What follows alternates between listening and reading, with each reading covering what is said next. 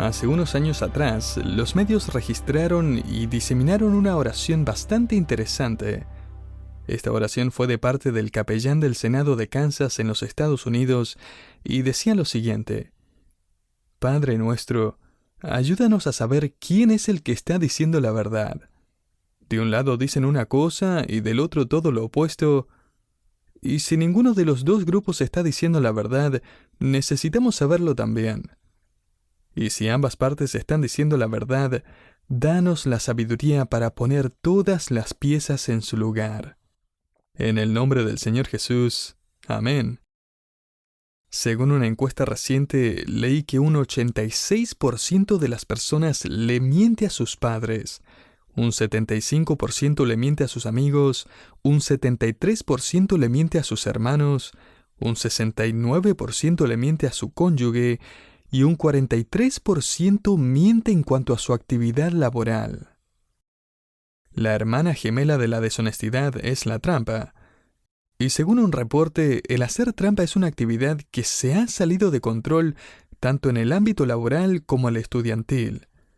La deshonestidad en el ámbito tecnológico incluye usar información de Internet sin citar sus fuentes, comprar trabajos o ensayos universitarios y compartir respuestas de pruebas o exámenes. Me pareció interesante que en la escuela donde estudia mi hija se empezó a requerir que entregaran sus trabajos por medio de un sitio web que detecta si aún hay probabilidades de plagio. Otro hermano de la deshonestidad y la trampa es el hurto.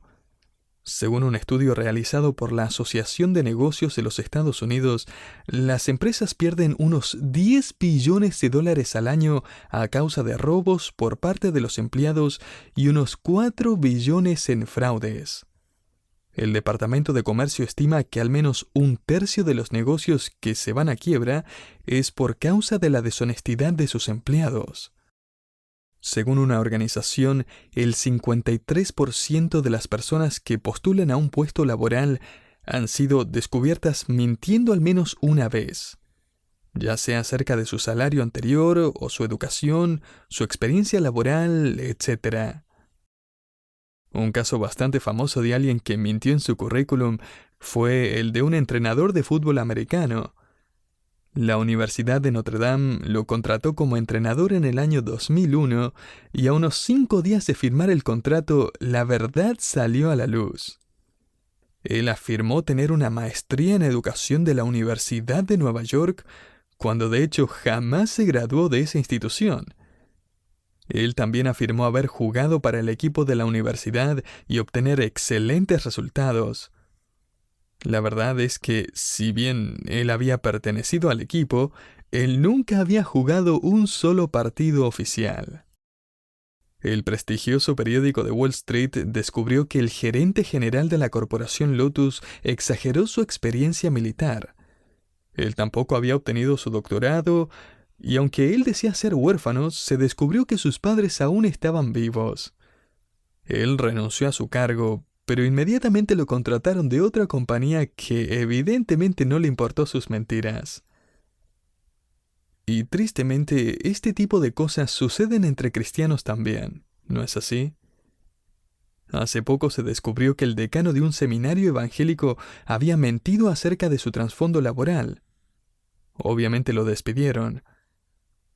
En uno de sus libros, Chuck Swindoll cuenta la historia de un predicador que iba a predicar acerca de la honestidad un domingo, así que le dijo a su congregación que esa semana se prepararan leyendo Josué capítulo 25. Al otro domingo, él comenzó con una introducción al tema de la honestidad y luego preguntó: ¿quiénes leyeron Josué 25 durante la semana? La mitad de la congregación levantó la mano. Luego él dijo: muy bien, a ustedes le quiero predicar hoy. Josué solo tiene 24 capítulos. La verdad es que su fe no garantiza automáticamente que diga la verdad. Si usted es un discípulo del Señor Jesucristo, seguramente ha descubierto que en esta vida tenemos que estar rechazando constantemente el pecado, batallando contra nuestra naturaleza pecaminosa, resistiendo a Satanás, que es el padre de toda mentira, cuyo idioma es la mentira. Juan 8:44. Durante toda nuestra vida sobre esta tierra debemos esforzarnos en vivir según nuestra nueva identidad, una identidad redimida y alineada al Espíritu Santo, que es la fuente de toda verdad, quien nos llama a ser honestos con Dios y con los demás. El apóstol Santiago sin duda reflexionó acerca de su niñez, cuando creció junto a sus 4 hermanos y 2 hermanas nacidos de María y José.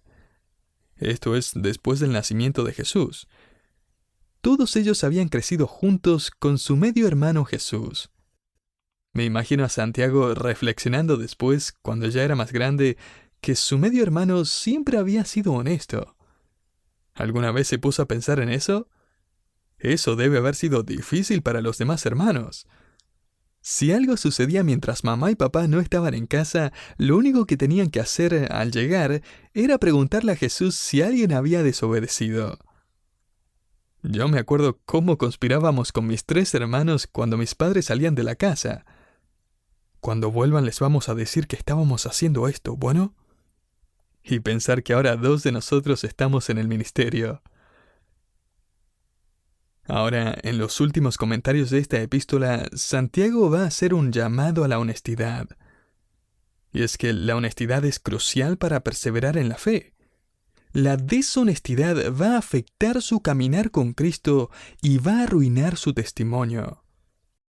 Puede que la honestidad no haga su vida más sencilla, pero es lo mejor. Tendrá una conciencia limpia, un testimonio firme, un carácter que honra a Cristo. En el capítulo 5, versículo 12 de su carta, Santiago parece enfocarse en este ingrediente indispensable para la perseverancia espiritual, para seguir en el camino correcto. Este ingrediente es ni más ni menos que la honestidad para con Dios y para con los demás. Él escribe lo siguiente en el versículo 12: Pero sobre todo, hermanos míos, no juréis ni por el cielo, ni por la tierra, ni por ningún otro juramento, sino que vuestro sí sea sí y vuestro no sea no, para que no caigáis en condenación. En este versículo encontramos algo que no debemos hacer y algo que sí debemos hacer. Primeramente vemos el mandato negativo. Santiago escribe: Hermanos míos, no juréis. Y a lo que Santiago está refiriéndose aquí específicamente es a pronunciar un juramento. Ahora, la audiencia judía de Santiago habría entendido inmediatamente a lo que él estaba diciendo. Nosotros, sin embargo, necesitamos dedicar un par de minutos a estudiar lo que el Antiguo Testamento dice al respecto, para entender bien lo que Santiago quiere decir. Y déjeme decir desde ya que la mala interpretación de este versículo ha creado unas cuantas normas que no son bíblicas. Por ejemplo, los anabaptistas y los cuáqueros interpretaron a partir de este pasaje que uno jamás debía jurar en lo absoluto, incluso en una boda o en una ceremonia especial o en un juicio. Algunos toman este pasaje de Santiago 5 junto al mandato de Jesús en el Sermón del Monte y dicen que un cristiano nunca debería jurar. Sin embargo, necesitamos entender que, en términos bíblicos, un juramento es simplemente una promesa en la que uno invoca a Dios para dar testimonio de la veracidad de su promesa. No es necesario estudiar la Biblia muy a fondo para descubrir que hacer juramentos era una práctica aceptable y aún estipulada por Dios. Tanto Abraham como Isaac pactaron e hicieron juramentos con incrédulos, jurando ser fieles a sus promesas y usando a Dios como testigo. Génesis 21 y 26. Josué registra el juramento de los 2 espías en donde le prometieron protección a Rahab. Josué 2. David le hizo un juramento a Jonatán. 1 de Samuel 20. El apóstol Pablo le hizo un juramento a Dios. Hechos 18:18. Él también juró haberle dicho la verdad a la iglesia de Corinto, 2 Corintios 11:31. Hubieron ocasiones en el Antiguo Testamento donde Dios requirió que su pueblo debía jurar, como cuando a un hombre se le moría un animal prestado y tenía que jurar que él no lo había matado a propósito, Éxodo 22. O como cuando se sospechaba la infidelidad de una mujer, número 5, y la mujer acusada debía jurar su fidelidad a su marido ante Dios. En Lucas 1:73 leemos que Dios mismo le hizo un juramento a Abraham. Dios también juró por sí mismo una promesa a David y al pueblo de Israel. La verdad es que Dios no solo aprobó el uso de juramentos, sino que esperaba que las personas los cumplieran, siempre y cuando los juramentos fueran buenos. Obviamente Dios no quiere que hagamos o cumplamos un juramento pecaminoso. La ilustración clásica de esto es la de Jefté, quien juró que le iba a dar a Jehová lo primero que saliera de su casa al regresar de la batalla. Jueces 11. Sin embargo, cuando regresó a su casa, lo primero que salió no fue su perro, fue su hija, la cual tuvo que permanecer virgen y sin casarse por el resto de su vida. Un pasaje que deja en evidencia el voto necio de Jefté. Y digo todo esto para explicar que Santiago no está prohibiendo todo tipo de votos o promesas. Él no está prohibiendo los juramentos en el nombre de Dios. De hecho, note que después de esta frase hay una coma, no un punto. El pasaje no dice, no juréis, punto final, sino, por sobre todo, hermanos míos, no juréis, coma, ni por el cielo, ni por la tierra, ni por ningún otro juramento. Así que esto no es un mandato a simplemente dejar de jurar por completo. Aquí Santiago nos está diciendo cómo es que no debemos jurar, de la manera que está prohibido que juremos. Y lo que Santiago agrega después nos da una buena pista de lo que él nos está queriendo decir. Como verá, en los tiempos de Santiago, el hacer un juramento o un voto ya se había convertido en una forma astuta de engañar. Era el arte de la deshonestidad. Los rabinos habían empezado a enseñar que un voto o juramento ya no era válido si no incluía el nombre de Dios. En otras palabras, si usted hacía un juramento por su vida o por la vida de otra persona, entonces ya no estaba comprometido a cumplirlo. Era algo así como prometer algo, pero con los dedos cruzados. O sea, uno no realmente está diciendo la verdad, y tampoco está obligado a cumplir su promesa si es que tiene los dedos cruzados. Bueno, los judíos habían desarrollado un sistema que era casi tan ridículo como ese.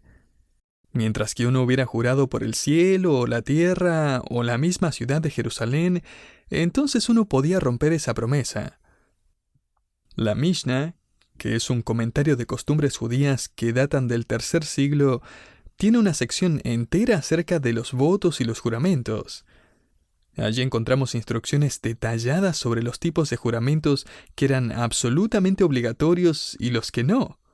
Esto básicamente se convirtió en un sistema que indicaba cuándo una persona podía mentir y cuándo no.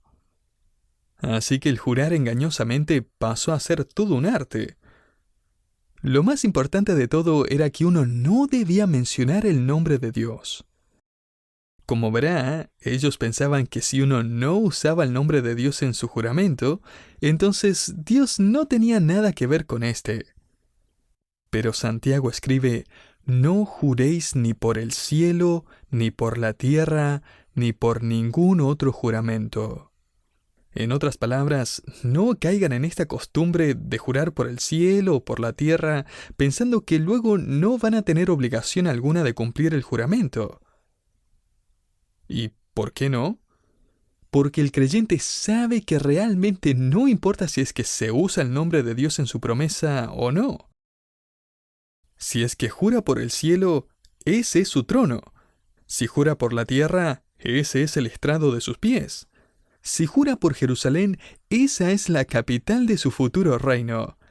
Si jura por cualquier otra cosa en la tierra, eso también le pertenece. En otras palabras, uno no puede dejar a Dios fuera de una transacción o promesa. Nunca podemos dejarlo al margen, ya sea que mencionemos su nombre o no. Y a todo esto, entre más pasan los años, más sospecho de las personas que necesitan prometer o jurar en una conversación.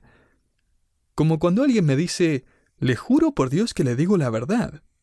Eso me hace sospechar. Porque, ¿qué necesidad tiene de jurar por Dios si es que dice la verdad? O le digo la verdad, se lo juro por mi madre. Ese es el que más me preocupa. ¿Para qué agregar esas palabras? ¿Para qué agregar algo más? Nunca entendí cuando la gente dice, ahora déjeme ser completamente honesto con usted. O sea, ¿qué? ¿Antes no lo fue? ¿Fue parcialmente honesto? ¿Qué parte de lo que me dijo fue verdad?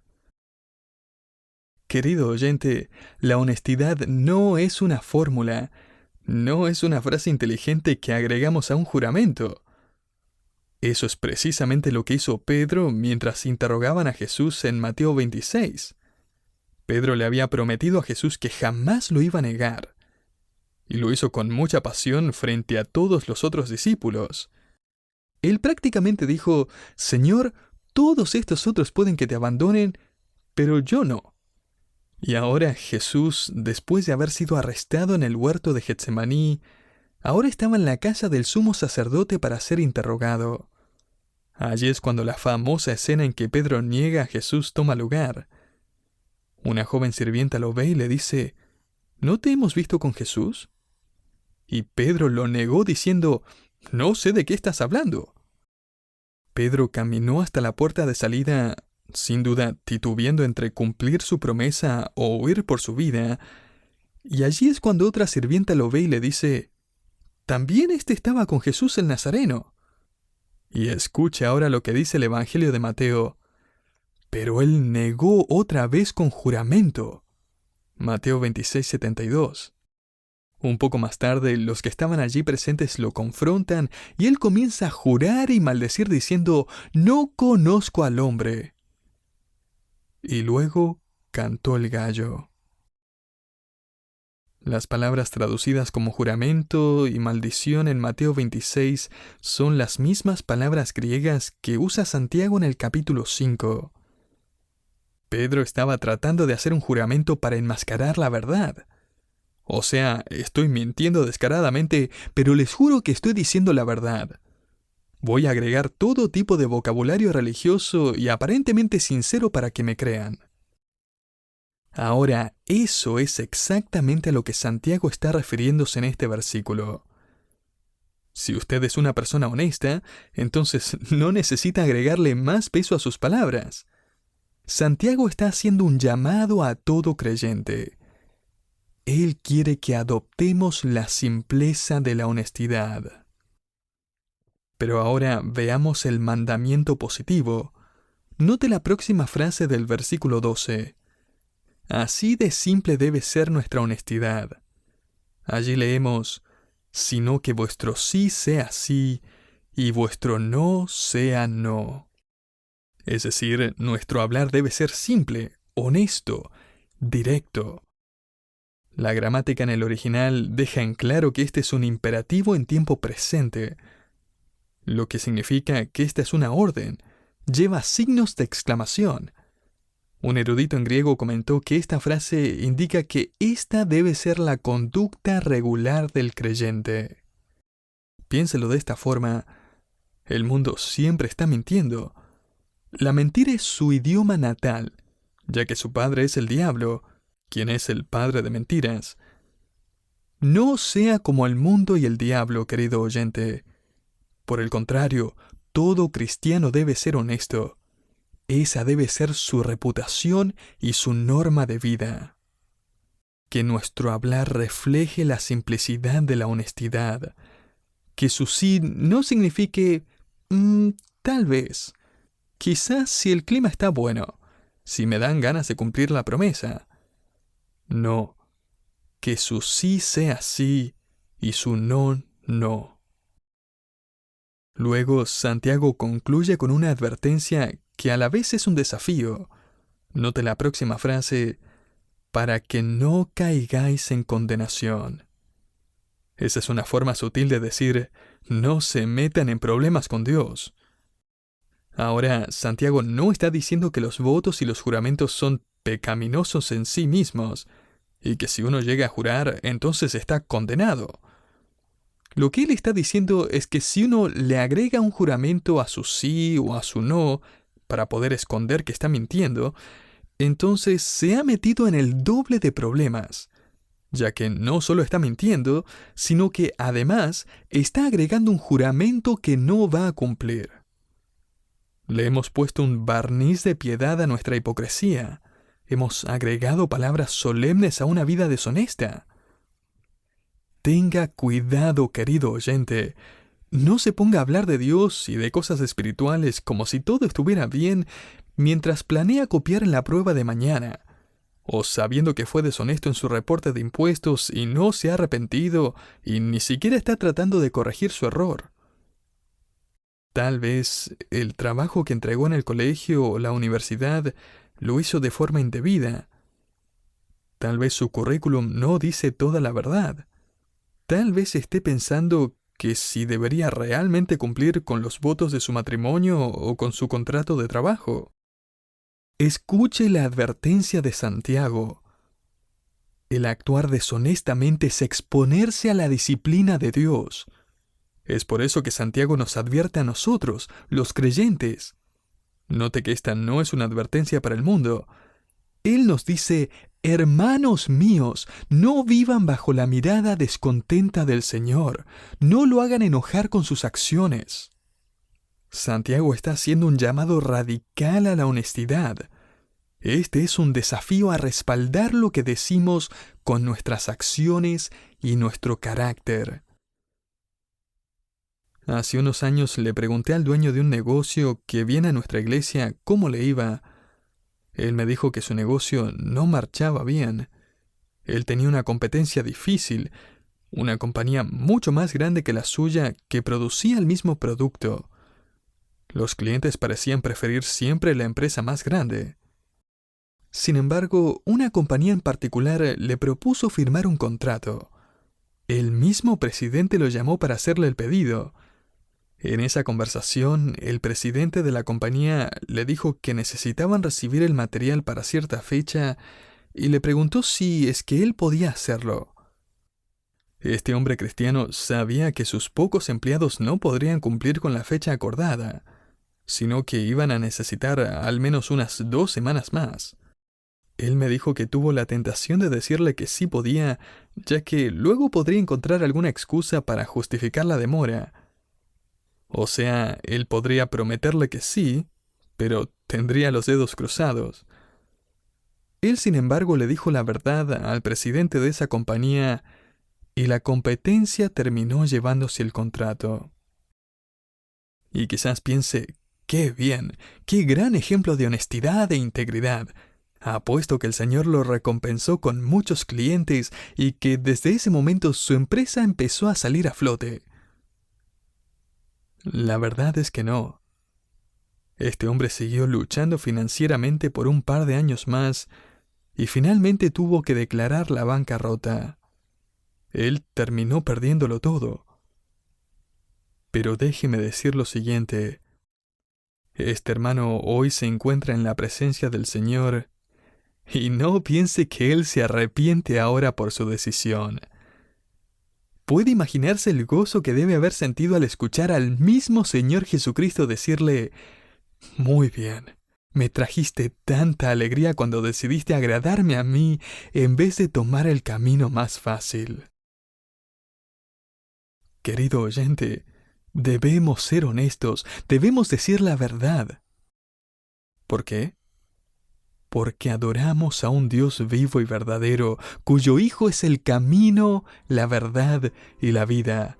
Juan 14:6. Porque adoramos a un Dios que no miente. Hebreos 6:18. Dios nunca ha cruzado los dedos. Vaya si eso es importante en nuestras vidas. Considera el hecho de que la Biblia no es un libro de explicaciones, sino un libro de promesas. ¿Y cuántas promesas esperamos que Dios cumpla? Todas, cada una de ellas. El famoso autor y expositor bíblico inglés John Phillips dijo lo siguiente en su comentario de Santiago: hubo en una época en la historia de Inglaterra cuando el honor era la virtud más preciada. El cumplir su palabra era absolutamente importante. De hecho, una de las peores cosas que uno podía hacer era romper una promesa. Eso lo convertía en una persona completamente indigna y despreciable. De esa gran estima por la verdad salió la frase «la palabra de un caballero». Luego, John Phillips comentó que el misionero y explorador inglés David Livingstone, cada vez que se encontraba en una crisis, recurría a su promesa favorita en la Escritura, Mateo 28:20. Allí dice: «He aquí, yo estoy con vosotros todos los días hasta el fin del mundo». David Livingstone escribió en su diario personal: «Esta es la palabra de un caballero, el hombre más honorable y digno. Por eso sé que él va a cumplir su palabra.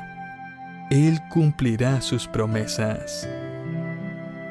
Y querido oyente, como hijos de Dios, nosotros debemos hacer lo mismo.